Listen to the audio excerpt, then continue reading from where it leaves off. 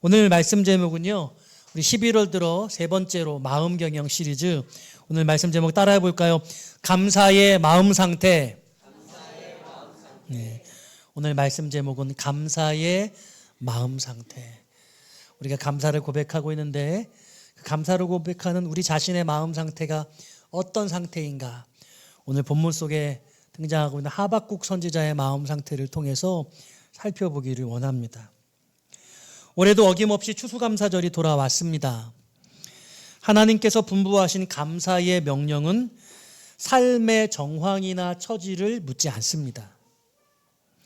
하나님이 이스라엘에게 명령하신 3대 절기의 준엄성은 이것을 지키는 것에 있어서 결코 열외가 없습니다. 얼마나 힘들었냐고, 얼마나 아프냐고, 삶이 왜 그렇게 팍팍했냐고, 뭐가 그리도 슬프고 힘들었냐고 그렇게 묻지 않으십니다. 어떤 삶의 상황일지라도 감사를 고백해야 하는 절기가 추수감사절입니다.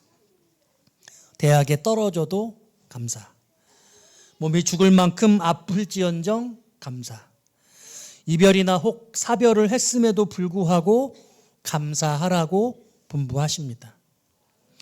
해결하기 어려운 그 어떤 삶의 문제 속에서도 감사를 읊조리고 고백하고 선포하라고 하십니다. 나이가 들수록 추수감사절이 귀합니다. 저는 그래요. 마치 하나님 앞에 서는 것 같은 마음입니다. 그 열매를, 내 인생의 열매를 어느 순간엔간 하나님께 드릴 때가 오리라 하는 그런 마음이죠. 중년이 되니 일할 수 없는 밤이 속히 온다는 찬송의 고백이 정말 실감 납니다. 하루 종일 수고하여 피곤한 밤에 눈을 감았다 뜨니 벌써 아침이지 않습니까? 인생의 마지막 어느 순간 눈 뜨면 그 앞에 설 것 같습니다. 11월 들어 마음경영 시리즈로 말씀을 전하고 있는데요, 마음 상태에 대해서, 우리가 돌봄을 받아야 될 마음 상태에 대해서 살펴보고 있습니다. 그 마음 속에 있는 감정이라는 것이 광야의 덩그러니 한 그루 소나무 같습니다. 바람이 휘몰아치면 그 바람과 함께 사지를 떨며 춤을 추어 그를 받아내 주어야 합니다. 뜨겁게 쏟아지는 정오의 태양을 온몸으로 식혀내어 진정시켜 주어야 하고요. 비라도 내리면 흠뻑 젖어 함께 울어 주어야 합니다. 차디찬 서리발을 몸뚱아리 구석구석마다 걸쳐내어 위로해 주어야 하는 것이죠. 그 소나무는 피할 벽도, 가릴 그늘도, 웅크릴 작은 언덕배기도 존재하지 않습니다. 슬픔은 감출지언정 슬프지 않은 것이 아니며, 고통은 견딜지라도 아프지 않은 것이 아닙니다. 외마디 비명에 소스라치지만 이를 꽉 깨무는 침묵이 오히려 더 아프고 고통스러운 것입니다.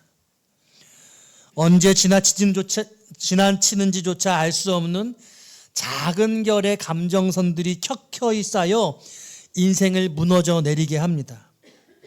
알 수 없는 마음의 슬픔의 근원에는 일련의 내 삶의 무가치함과 무의미가 뒹굴고 있는 것이죠. 여러분이 추수감사절 앞에 우리가 감사로 벅차오르는 것인지, 아니면 감사함에도 불구하고 감사를 고백하지 못하고 어떤 무의미함이 우리 안에 있는 것인지, 의무감과 강박, 그리고 정말 기쁨의 감격을 누리는 감사, 이 사이에 어디쯤에 위치해 있는지 생각하게 합니다. 추수감사절은 저와 여러분들의 삶에 매우 중요한 안전장치입니다. 하나님은 피할 바위시요 산성이시요 방패이시라고 했습니다. 감정의 영역에서도 우리는 그렇게 하나님께 피할 수 있을까요? 저는 물론이라고 믿습니다. 삶의 모든 감정들을 새롭게 리뉴얼 시켜주는 것이 하나님입니다. 불안, 불행, 두려움, 실패, 좌절, 고통, 미움, 원망, 시기, 인정받지 못함, 무능력, 무기력, 욕심, 고집, 집착, 억압, 강요, 의심, 자만, 이기심, 그 어떤 감정들도 이 추수감사절에 우리는 감사로 걸러낼 수 있어야 하는 거죠. 정리하지 못한 불편한 감정이 없어야 합니다. 오늘 이 추수감사절의 감사의 고백이 여러분들의 그 감정들을 다 정리해낼 수 있기를 주님의 이름으로 축원합니다. 저와 여러분들의 감정을 감사로 필터링해야 합니다. 감정과 정서의 응어리를 풀어내는 그 힘이 곧 감사의 필터링입니다. 우리의 정서 상태가 아주 고운 모래와 같이 되려면 촘촘한 그물로 떠받치고 그 위에 거친 감정의 덩어리들을 올려놓아야 합니다. 촘촘한 그물망이 그 거친 감정의 덩어리들을 고운 모래가 되어서 떨어지게 할 것입니다. 물론 이 감사라고 하는 촘촘한 그물망은 말씀이라는 시실과 기도라는 날실이 필요합니다. 하나님이 주신 모든 것이 감사함으로 받으면 버릴 것이 없다고 했습니다.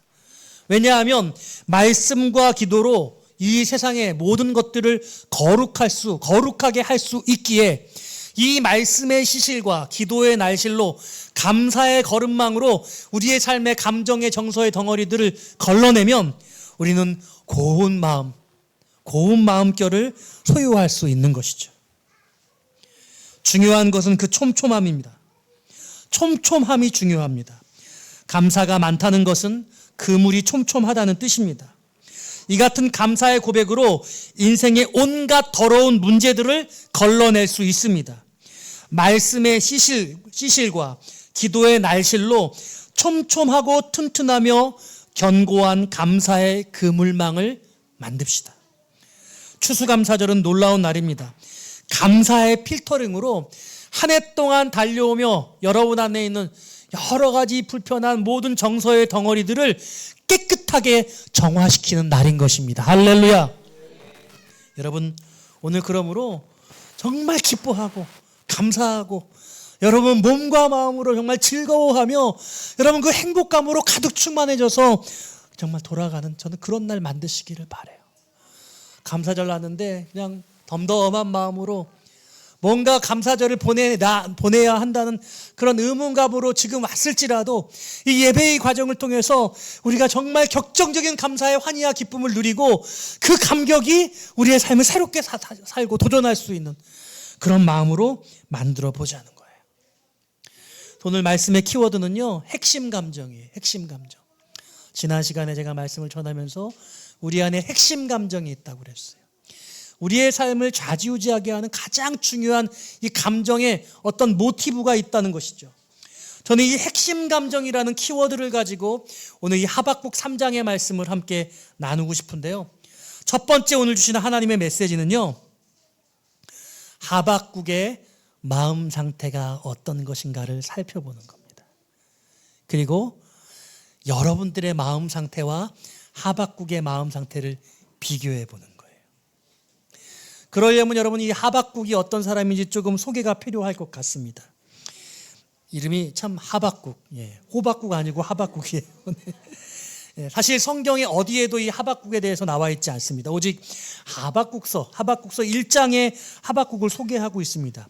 이 하박국이라는 것은 히브리어로 안는다, 껴안는다, embrace, 껴안는다라는 그런 뜻을 가지고 있습니다.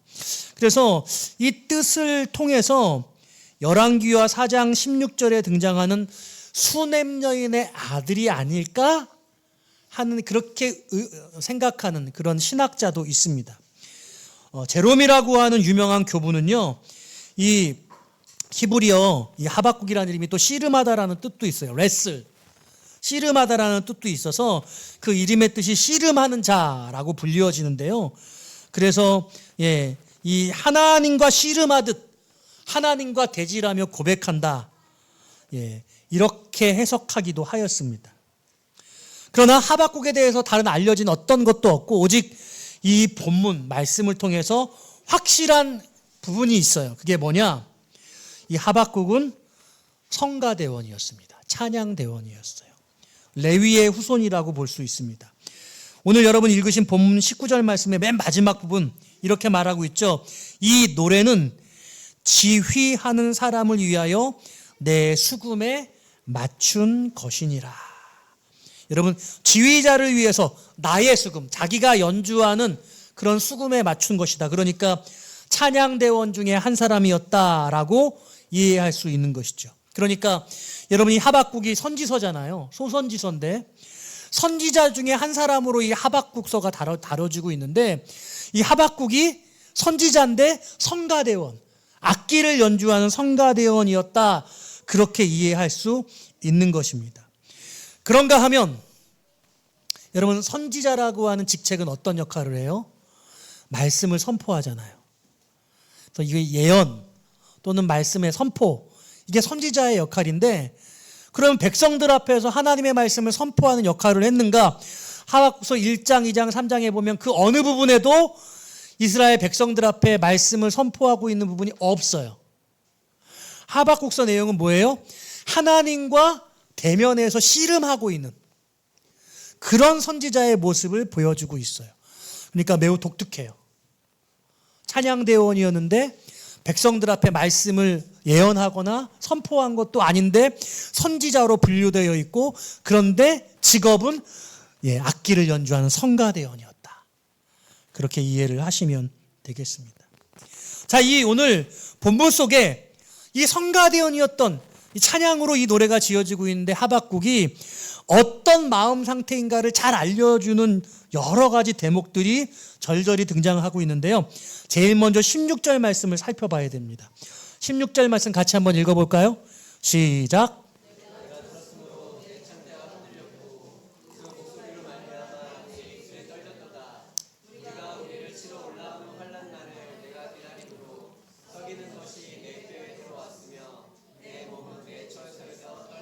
아멘. 내 창자가 흔들렸고 내 입술이 떨렸다, 이렇게 고백하고 있어요. 여러분, 뱃속에 있는 창자가 떨리는 거 겪어보신 적 있어요? 배 아픈 거 말고 창자가 떨리는 게 느껴진 거. 어떻게 이런 표현이 나왔나 모르겠어요. 저는 내장이 움직인다라는 걸 느낀 적이 있어요. 옛날에 저기 그 롯데월드 가가지고 이렇게 올라가면은요, 그래서 안에 있는 내장이 뒤로 쏠리고, 이렇게 앞으로 올라가면 앞으로 쏠리고, 내장이 왔다 갔다 쏠리는 게 느껴지잖아요. 저 그때 말고는 제가 뭐 이게 창자가 쏠린다 이런 걸 느낀 적이 없는데, 오늘 시인이 창자가 흔들렸대요. 엄청난 충격을 받았다고 고백하는 거예요. 입술이 떨렸대요. 여러분, 입술 떨려 보신 적 있으세요? 여러분, 제가 어렸을 적에 학급 친구들 앞에서 노래를 부르는 적이 있었는데, 여러분, 심장이 막 쿵쾅대요. 심장 박동이 막 빨리 지면 노래가 안 불러지는 거 아세요? 노래가 안 불러져. 그래서 말이 잘 안 나와요. 너무 심장이 쿵쾅거리니까 말이 안 나오더라. 근데 입술이 떨리는 건 그거보다 더 심각한 거예요. 입술이 떨리는 거예요. 그러니까 아주 충격적인 그런 이야기를 전해 들은 거예요. 그 내용이 뭐냐면, 무리가 우리를 치러 올라오는 환난 날을 내가 기다린대. 이 편이 뭐냐면, 지금 전쟁의 소식이 들어왔어요. 예루살렘으로 공격하는 그런 백성들, 그런 민족들이 지금 남유다를 지금 무너뜨리기 위해서 공격하고 있다는 그런 공격의 소식을 접해 들은 거예요. 우리는 매일같이 뉴스를 들으면서 이스라엘이 지금 가자 지구에서 지금 전쟁을 하고 있는 걸 보잖아요. 실시간으로 막 보여주고 있어요. 얼마나 무서워요. 지금 남쪽으로도 내려간다는 그런 제가 그 보도를 들었는데, 여러분, 만약에 북한이 핵을 쐈다, 실시간 속보로 여러분 휴대폰으로 막 그게 떴다 이거예요. 그럼 당장 예배장이 아수라장이 될 거예요. 가족들 찾아가지고 어떻게 되나 막, 집에도 못 갈 거야 아마. 그냥 그 전에 끝날 거예요. 여러분, 전쟁이 일어났다는 소식이 들으면 우리가 지금까지 살아왔던 그 모든 게 다 무의미해지는 겁니다. 근데 지금 이 하박국이 들은 소식이 전쟁 소식이에요. 나라를 잃어버릴 그런 상황 가운데 놓여져 있는 그 소식을 들은 거예요. 얼마나 여러분 두렵고 떨리는 이야기입니까? 여러분, 전 세계가 대한민국을 늘 주시하고 있잖아요. 위로는 중국이 있고 밑으로는 일본이 있고 러시아와 중국 그리고 북한이 무섭게 우리와 대립하고 있고 우리도 언제든지 전쟁이 날 위기가 있거든요. 전쟁이 나면 크게 나요. 만약에 이스라엘같이 전쟁이 나면 한반도도 전쟁 서열 6위고 엄청난 그런 군사력을 가지고 있단 말이죠. 저렇게 끝나지 않을 거예요. 여러분 큰일 나는 거예요. 그냥 끝나는 거야. 근데 우리는 너무 편안하게 살고 있잖아. 근데 그 소식이 나게 되면 어떻겠어요? 지금 그러니까 하박국은 어마어마한 충격을 받은 거예요. 이게 16절 말씀이거든요. 자, 그런데 17절 말씀 읽어볼게요. 17절, 18절 같이 읽어봅니다. 17절, 18절 시작. 비록 무화과 나무가 무성하지 못하며 포도나무에 열매가 없으며 감람나무에 소출이 없으며 밭에 먹을 것이 없으며 우리의 양이 없으며 외양간에 소가 없을지라도 나는 여호와로 말미암아 즐거워하며 나의 구원의 하나님으로 말미암아 기뻐하리로다. 지금 갑자기 뭐라고 말하냐면 즐거워하며 기뻐한대요. 지금 위에 창자가 흔들렸고 입술이 떨렸는데 갑자기 180도 상황이 달라져서 기쁨을 가누지 못하는 거예요. 행복해하고 있어요. 뭐라고 행복하냐면 없으며 없는데 근데 나는 기쁘고 행복해. 이렇게 고백하고 있는 거예요. 이게 말이 돼요? 도대체 이 하박국의 내면 상태에 어떤 변화가 있었던 거야? 도대체 그의 마음이 어떤 일이 일어났길래 갑자기 전쟁 소식이 들려오는데도 불구하고 기뻐한다고 고백하고 있는 것일까? 사랑하는 여러분, 여러분들의 마음 상태는 어떠세요?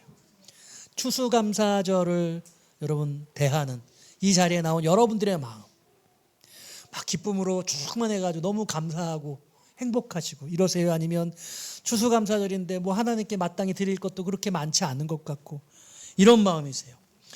오늘 본문 속에 등장하고 있는 이 하박국의 6가지 부재 상태를 우리식으로 여러분식으로 제가 표현해 볼까요?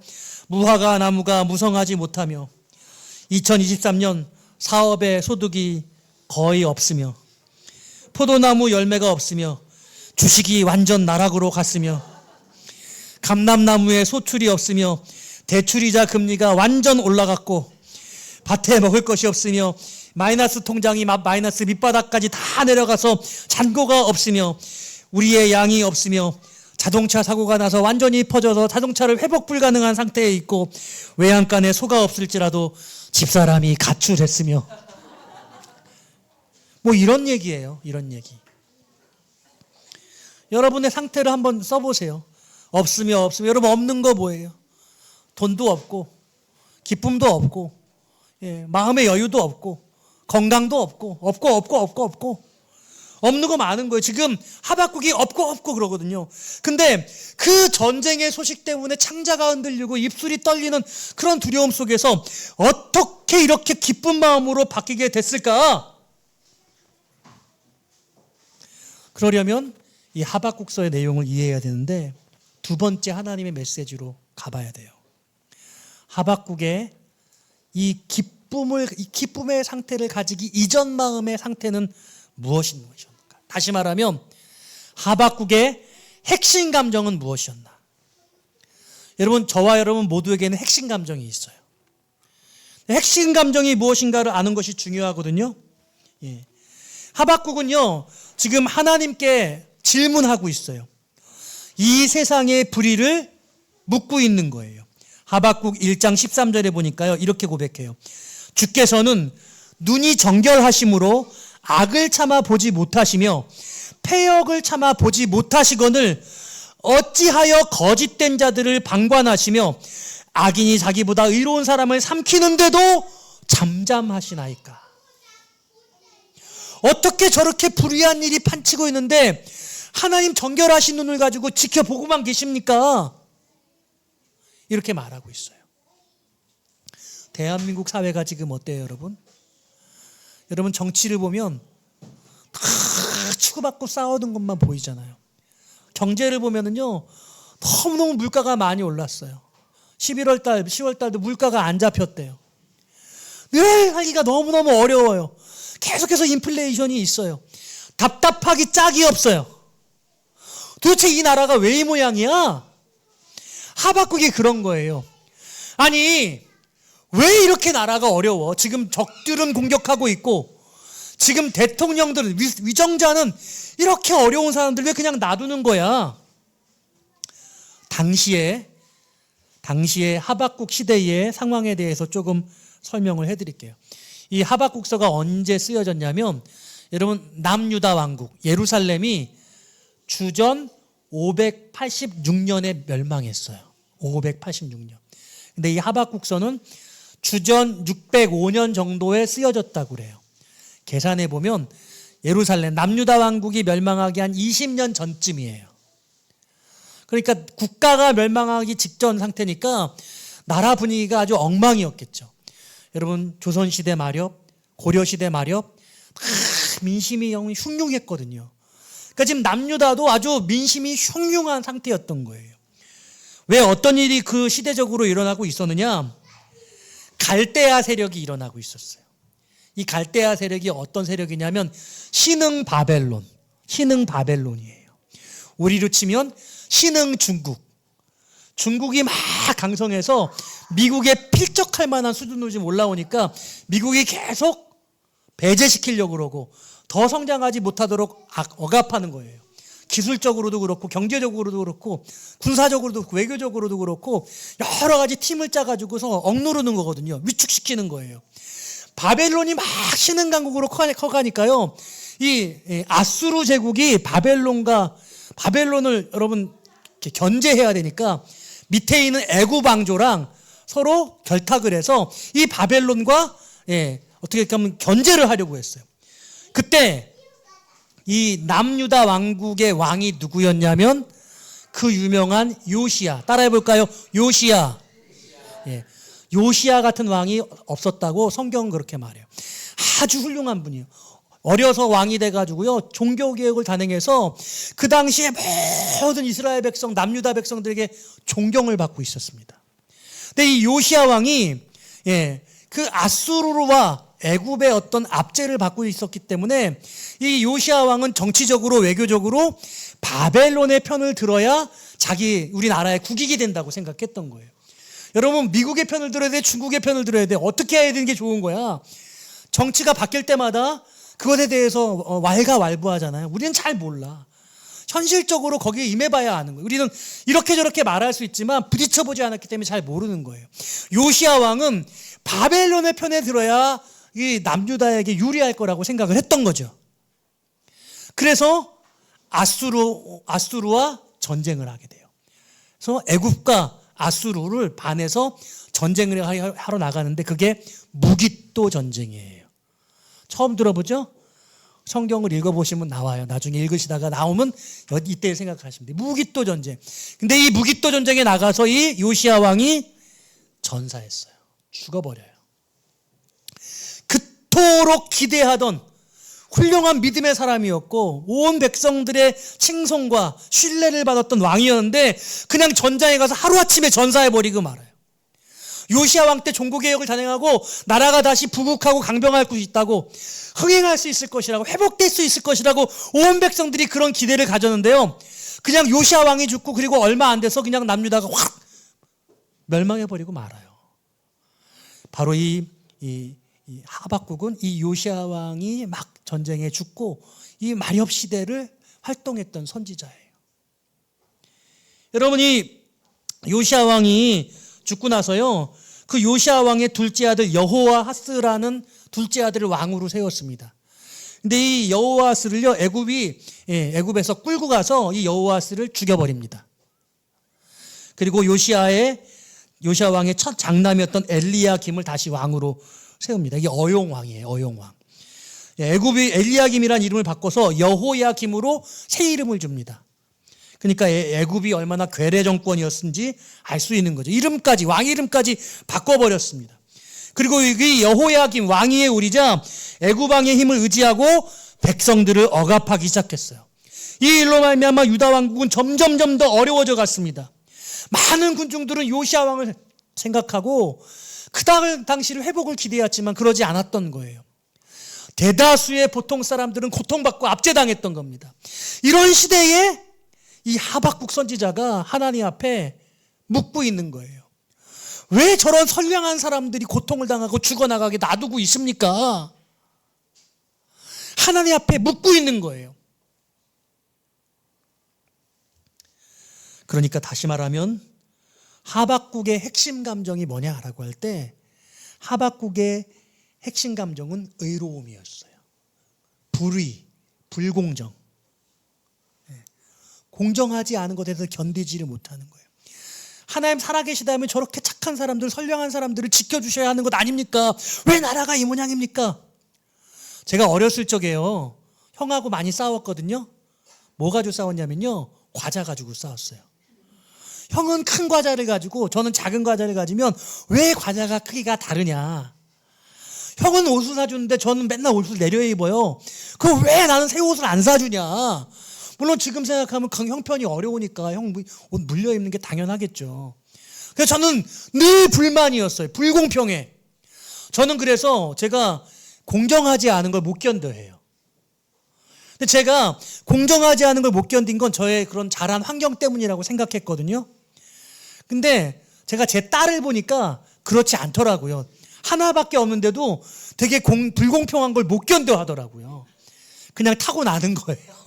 타고나더라고. 핵심 감정이 자란 환경 때문이라고도 말할 수 없어요. 그러니까 지금 이 하박국은 어떤 이유에서인지 공평함, 의로움 이런 것이 핵심 감정인데 이 나라가 이 모양 이 꼴이니까 견디지를 못하는 거예요. 그래서 이걸 가지고 하나님 앞에 막 대질하고 있는 거죠. 왜 이런 일들이 일어나냐는 거예요. 자, 여기서 여러분께로 돌아와서 여러분들의 핵심 감정은 뭐예요? 여러분들이 가장 힘들어하게 만드는 여러분 마음에 어떤 분명히 요인이 있을 거예요. 핵심 감정이 무엇이냐라고 할 때 우리 내면에 우리의 사고방식과 행동을 결정하게 하는 핵심적인 감정의 요소입니다. 그러니까 대개의 경우에 선천적인 면과 또 부모의 보살핌을 받는 어려서부터의 어떤 그런 교육 환경의 영향을 받게 된다고 말합니다. 사실 저도 이 핵심 감정을 파악하는 데 시간이 걸렸는데 여러분들도 내 핵심 감정이 뭔가 잘 모를 수도 있어요. 대체로 핵심 감정을 이 정도 16가지 정도로 정리해 보는데 열등감, 부담감, 경쟁심, 억울함, 외로움, 그리움, 질투, 두려움, 분노, 무기력, 허무, 슬픔, 불안, 공포, 소외, 적개심. 이 정도로 볼 수 있대요. 저는 이것 이외에도 기타의 감정들도 있을 수 있을 것 같아요. 제가 나열한 것 중에 여러분들이 마음에 탁 다가서는 게 있을 수 있을 거예요. 어떻게 내 이 핵심 감정을 파악할 수 있느냐? 자, 들어보세요.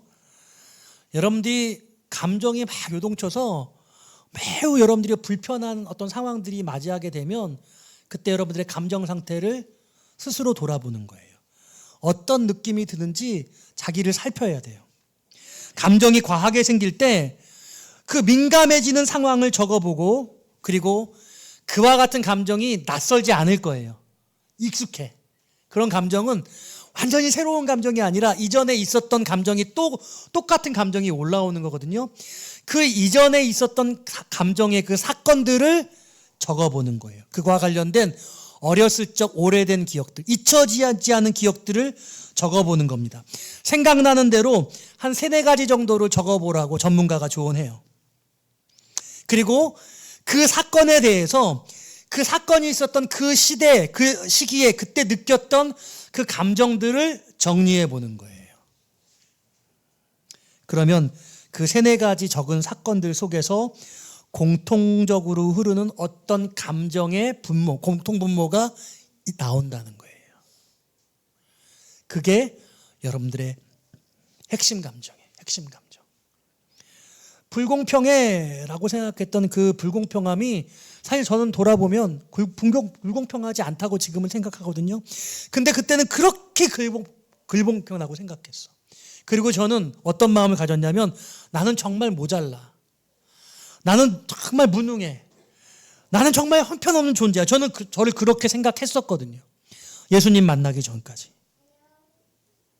그래서 저는 여러분들이 갖고 있는 여러분들의 감정의 가장 중심, 본질적인 핵심 감정의 기제를 여러분 발견할 수 있기를 바라요. 오늘 이 말씀을 들으면서 떠올리는 감정들과 사건들이 있을 것이고요. 이걸 그냥 외면하지 말고 지나치지 마시고 오늘 꼭 가셔서 정리해 보세요.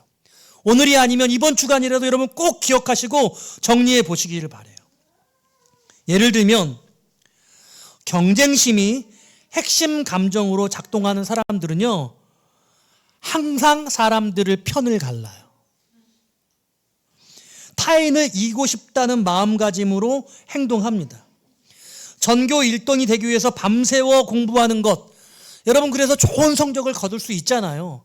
근데 그 좋은 성적을 거둔 것만으로 그 사람이 성공했다, 그 사람이 행복하다고 말할 수 없는 게 그 사람 마음속에 있는 이 중심 감정이 행복한 정서가 되지 못하기 때문에 그렇게 해서 성취한 것들이 그 사람에게 행복감을 주지 못한다는 거예요. 그보다 더 잘하는 누군가가 나타나면 그와 같은 경쟁심은 이내 열등감으로 바뀌어질 것이기 때문에. 그래서 서울대학교에 가면 열등감을 가진 사람이 제일 많아요. 그렇게 공부를 잘하는데 연세대학교 가보니까 다 열등감이야. 왜? 어떻게 연세대학교에 왔어요? 서울대학교를 못 가서요. 우리가 보기에 대단한 공부 잘하는 사람들이 가는 학교잖아. 근데 연대생들은 나는 서울대학교를 가려고 해다 못 가가지고 여기에 왔어. 그렇게 생각해요. 그 생각은 바뀌어야 되죠. 그렇게 해서 못해서 왔을지라도 연세대학교를 내가 속한 곳으로 가장 사랑하는 학교로 그 생각을 바꿔내야 하거든요. 오늘 우리가 딛고 있는 이 자리에서 우리는 그 강적을 극복해 내야 되는 거죠. 어떤 분이요, 명품을 너무 사랑해.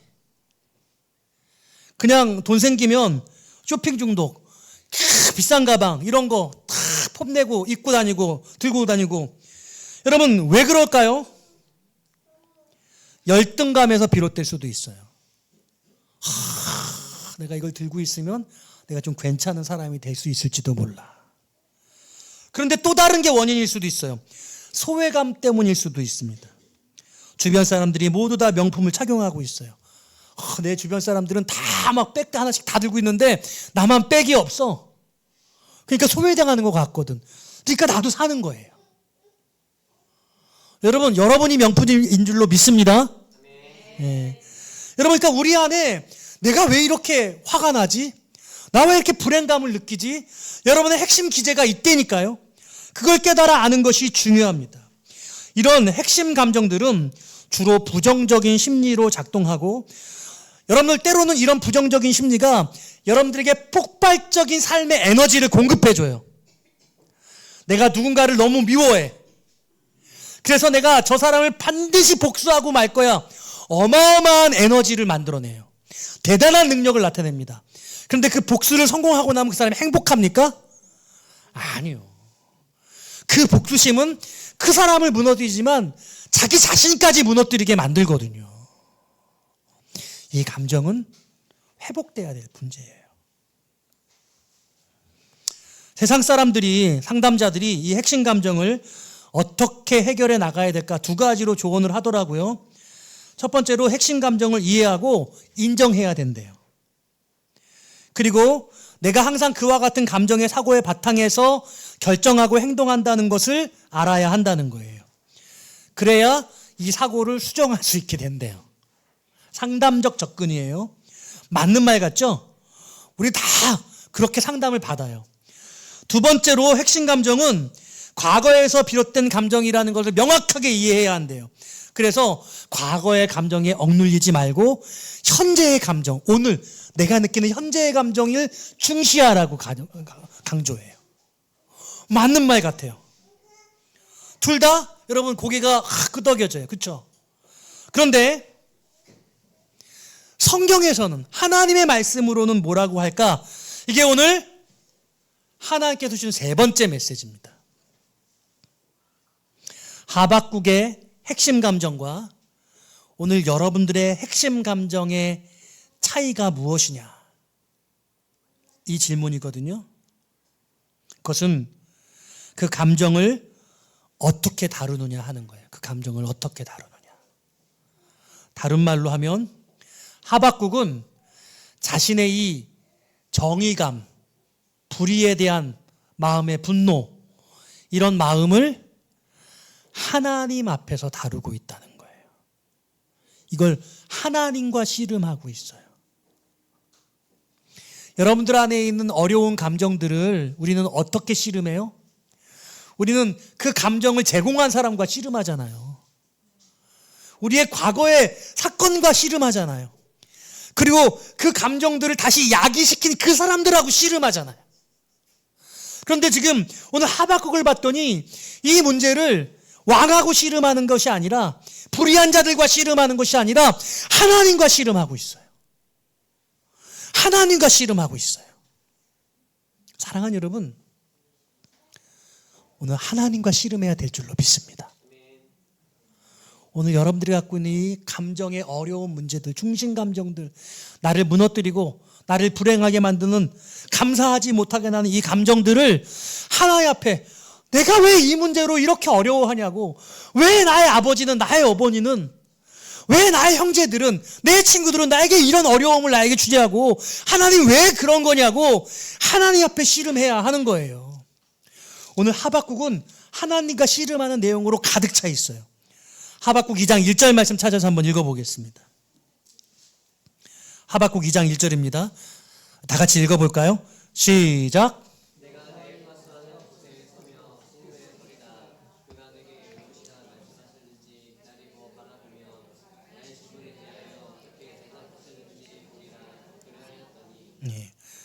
하나님, 왜 이렇게 이 나라가 이 모양 이 꼴입니까? 왜 이렇게 불의합니까? 왜 이렇게 선량한 사람들이 어려움을 당하고 죽임을 당합니까? 뭐라고 표현하냐면, 사람들이 물고기 같대, 물고기. 악한 자들이, 악한 나라가 낚시를 해가지고 그 물고기를 탁 채가는 것처럼 그 선량한 사람들을 잡는다고, 그물로 채서 잡는다고, 죽인다고, 그렇게 도륙한다고, 그렇게 얘기하면서 내가 성루에 올라가, 하나님 앞에 올라가서 하나님 앞에 삿대질하면서, 하나님 이게 어떻게 된 겁니까?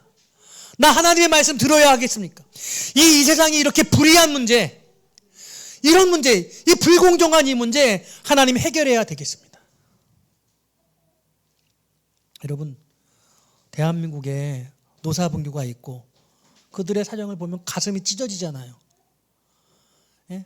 어느 날 아내한테 얼마 몇십만 원 안 되는 돈봉투를 건네고, 여보 나 없이도 잘 살 수 있지? 그날 자기 스스로 화염 기름을 붓고 불태워서 죽였다고 제가 어떤 유튜브 광고에서 봤어요. 참 가슴이 미어지더라고요. 예? 그 노동자들의 삶을 본인 스스로가 던져버리는 거겠죠. 아니, 사랑하는 가족을 놔두고 왜 그와 같은 짓을 했는지 이해할 수 없어요. 어떤 그 마음에 그와 같은 불공정을 견딜 수 없겠죠. 그래서 그는 자기 자신을 죽이기로, 자기 자신을 죽여서 다른 사람들이 변화를 일깨워 주기로, 그래서 그 법규가 바뀌어진다고 했는데 대통령이 거절해서 아직도 그게 계류 중이에요. 세상은 그런다고 바뀌어지지 않거든요. 그래서 하나님 앞에 씨름하는 거예요. 하나님 앞에 올라가서, 성루에 올라가서, 하나님 나 대답을 들어야 되겠어요. 나 하나님 앞에 이 문제 해결받고 싶어요. 말씀해 보세요. 여러분들, 하나님 뭐라고 말씀하시냐면요, 여러분 잘 들어보세요. 하박국 2장 2절이에요. 여호와께서 내게 대답하여 이르시되 너는 이 묵시를 기록하여 판에 명백히 새기되 달려가면서도 읽을 수 있게 하라. 어떤 내용이냐면 3절에 이 묵시는 정한 때가 있나니 그 종말이 속히 이르겠고 결코 거짓되지 아니하리라. 비록 더딜지라도 기다리라. 지체되지 않고 반드시 응하리라. 이 세상의 불의의 문제가 반드시 해결될 날이 올 거라는 거예요. 악한 자들을 하나님이 처단하시겠다는 거예요. 지체되지 않은데요. 더딘 것 같이 느껴지지만 하나님이 계획하신 그 시간이 되면 반드시 성취될 것이라고 말씀하시고 계시는 거예요. 그러니까 오늘 하박국 3장으로 돌아오면은요, 지금 하박국이요, 그 뭐라고 고백하냐면, 지금 전쟁의 그 말굽소리가 들리고 그 전쟁의 소문들을 들어서 내가 창자가 흔들리고 내 입술이 떨린다. 전쟁의 소식을 들려가지고 너무나 깜짝 놀랐어요. 그럼에도 불구하고 갑자기 갑자기 반전이 일어나서 없어도 없으며 없어도 없고 모든 것이 없을지라도 나는 기쁘고 나는 행복하다. 어떻게 이럴 수가 있어요? 전쟁 소식이 들려왔는데 어떻게 그렇게 기쁠 수가 있어요? 가만히 보니까 이 하박국의 지금 환경은 아무것도 바뀐 게 없어. 여전히 나라는 불의하고, 그리고 나라 국가는 멸망의 지경이고, 바벨론이 지금 내려오고 있고, 그런 전쟁의 소식을 듣고 이 나라는 파멸로 이를 거예요. 하나님이 주신 약속은 어떤 약속인지 아세요? 너희들은 바벨론에 의해서 멸망할 거야. 너희들은 바벨론의 종살이 갈 거야. 70년 동안 바벨론에서 유수 종살이 하다가 그때 돌아오고 그때 예루살렘이 회복하고 이스라엘이 회복될 거야. 이 얘기거든요. 이게 당장 일어나는 일이 아니에요. 20년 후에 예루살렘이 함락되고 그리고 종으로 끌려가게 되어지고 100년 후에 있을 일이에요. 근데 이게 지체되지 않고 응하신대요. 정한 때가 있대요. 하나님의 계획은 반드시 성취될 것이래요. 그러니까 여러분, 이 하박국이 지금 이 상황에서 보면요, 아무것도 바뀐 게 없어요. 그냥 아무것도 없는 상태예요. 여전히 불의한 세상이에요. 근데 하박국은 기뻐하고 있어요. 여러분, 이게 이해가 되세요? 이게 이해가 돼야 돼요. 이게 너무 어려운 거예요. 오늘 여러분들이 경제적으로 어려울 수도 있고, 여러분 몸이 아플 수도 있고, 가정에 큰 고통이 있을 수도 있고, 사업이 정말 어려워서 정말 매일같이 정말 죽을 것 같이 힘들 수도 있고, 그런 여러 가지 인생의 어려움들이 있잖아요. 여러분, 어쩌면 그게 바뀌는 게 행복이 아니라 오늘 본문에 보니까 하박국의 내면 안에 하나님이 만나주고 약속을 주셨더니 이 모든 가운데 하박국은 그것이 너무나 기쁘다고 감사하다고 고백한 진정한 내적 기쁨을 소유하고 있는 거예요. 여러분, 이 말씀이 이해되시기를 주님의 이름으로 축원드립니다. 환경의 변화가 아니라 여러분 내면의 변화, 여러분 감정 상태의 변화. 그러니까요, 이 감사의 마음 상태, 우리의 환경에 의해서 매일매일 일어나는 그런 일들에 의해서 우리의 감사가 아니라 내 마음에 하나님 주신 진정한 약속과 평안과 그 구원으로 말미암아 이 감사가 우리를 다스리고 지배해야 한다는 거예요. 할렐루야. 그러므로 여러분, 하박국의 핵심 감정은 하나님 앞에 다스려지고 있는 모습을 보여주고 있는 겁니다. 결론이에요. 여러분들의 삶에 여러분들에게 어려움을 주는 핵심 감정을 파악하시고 그 문제를 가지고 하나님 앞에 씨름하시기를 바라요. 그 감정의 문제를 하나님으로 해결함을 받으시기를 주의 이름으로 축원합니다. 제가 신기한 경험을 했어요. 제가 죽고 싶었었거든요. 저는 정말 못났다고 생각했거든요.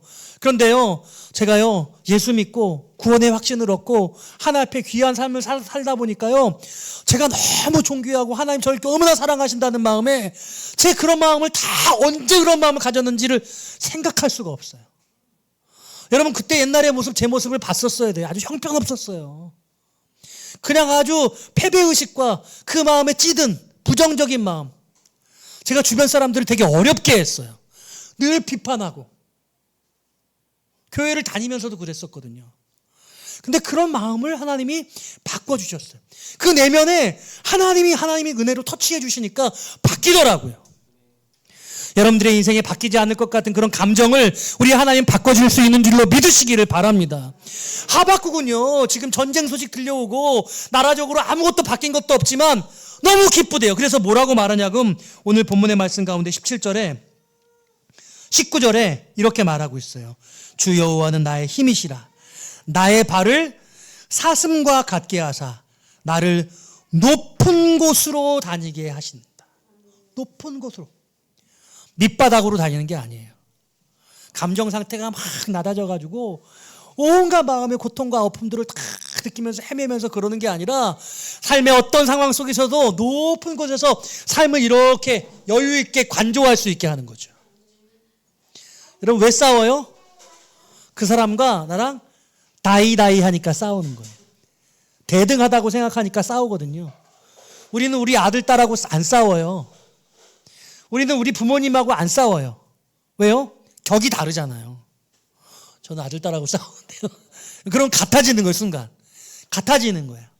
근데 높은 곳으로 다녀서 이렇게 보니까 아무것도 아니네.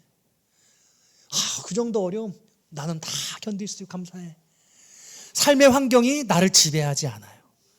어떤 상황 속에서도 내 안에 마음의 평안과 기쁨과 감사를 고백할 수 있게 되어지는 거예요. 여러분 믿으십니까? 저는 그러므로 오늘 본문의 말씀에 무화과 나무가 무성하지 못하며 포도나무 열매가 없고 소출이 없고 먹을 것이 없고 양이 없고 소가 없고 아무것도 없어도 나는 너무나 기쁘고 감사해. 이 하박국의 이 경험, 이 하박국의 마음을 여러분 경험하시는 저와 여러분 되시기를 주님의 이름으로 축원드립니다. 대한민국 너무 잘 살아요. 부족한 게 없어요. 그런데 우리는 늘 마음은 어려워요. 물질적인 게 문제가 아니에요. 내면이 문제고 영적인 게 문제인 거예요. 주님 안에서 이 내면과 영적인 문제를 해결하시기를 부탁드려요. 세상과 싸우려고 하지 마세요. 여러분들에게 그 어려움을 주는 사람들과 몸부림치지 마시고요. 그 문제들과 하나님 앞에 나와서 하나님과 다투시고 하나님의 응답 받으시면 하나님이 여러분 그 문제를 해결해 줄 줄로 믿습니다. 그와 같은 영적 자유를 누리시는 저와 여러분 되시기를 주님의 이름으로 축원드립니다.